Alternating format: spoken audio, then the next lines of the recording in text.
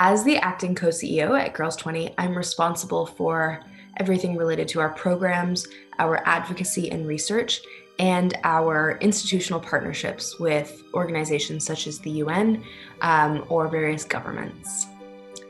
To achieve this role, I built a number of different skill sets. So I focused on program and evaluation, but also grant writing and fundraising, communications, PR and marketing, financial management, and most importantly, strategic planning and strategic thinking.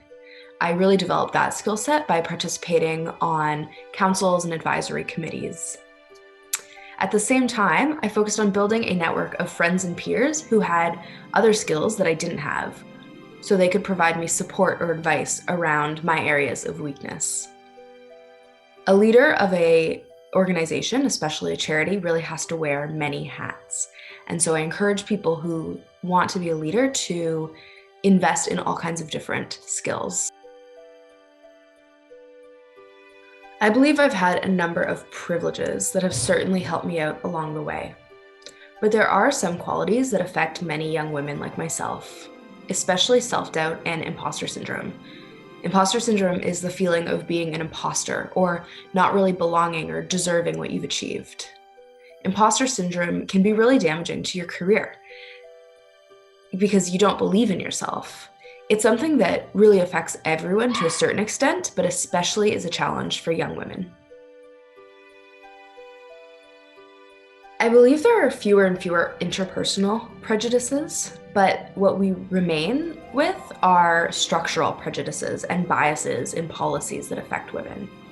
That's why it's really important for policymakers, whether they're working in HR or they're leading a country, to be using gender-based analysis frameworks that are designing policies that affect the structural barriers that either limit or allow women to become leaders. There are a number of challenges that persist that keep women out of politics. One of them is around fundraising and funds, even the funds to take a leave from their work to run in that initial campaign. So looking at some of the financial stresses that affect women and their decision about whether or not they're going to run for office.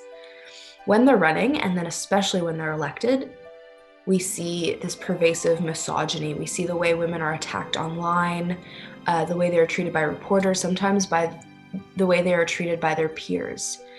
We need political leaders who are actually standing up to misogyny, who are speaking out and calling it out.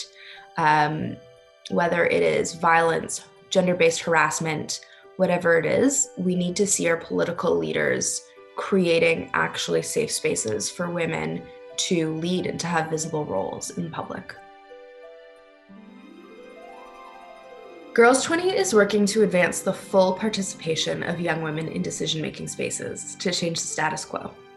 We work with young leaders who are ready to enter powerful spaces, whether those spaces are boardrooms or policy summits, to use their voices to influence better decision-making for girls and women around the world.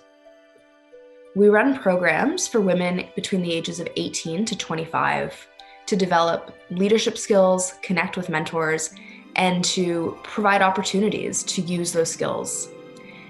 If you are interested in learning more, you can follow us on Instagram at girls.20 or at www.girls20.org.